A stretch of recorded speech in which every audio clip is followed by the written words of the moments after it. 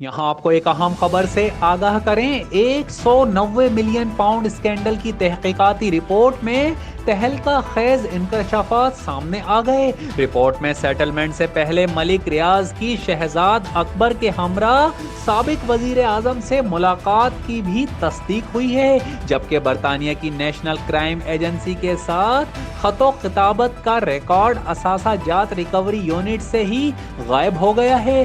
गायब होने वाला रिकॉर्ड शहजाद अकबर और जिया अल मुस्तफा नसीम के पास था। रिकॉर्ड रियासत पाकिस्तान की मिल्कियत था। रिकॉर्ड को सियाहकारियां छुपाने के लिए गायब किया गया। रिपोर्ट के मुताबिक रिकॉर्ड का गायब होना तफ्तीश में रुकावट डालने के लिए था।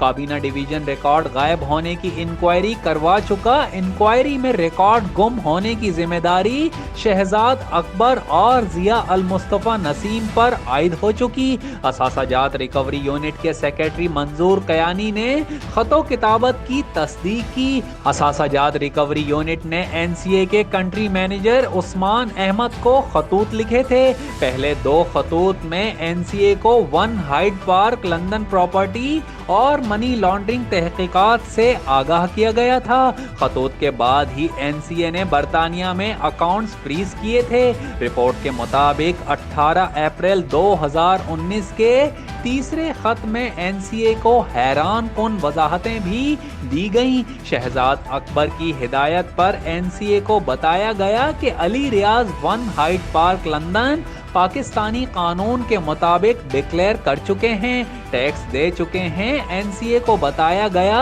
कि पाकिस्तान में इस जायदाद पर कोई कार्रवाई अब नहीं हो सकती। एनसीए को तासुर दिया गया कि बहरिया टाउन के खिलाफ अब कोई तहकीकात चल नहीं रही।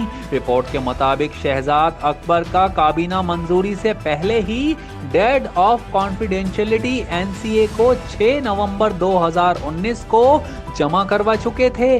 शहजाद अकबर काबीना मंजूरी के लिए बाय हैंड समरी वजीर आजम हाउस लाए। समरी वसूली का रिकॉर्ड मौजूद नहीं। जियो सच के संग।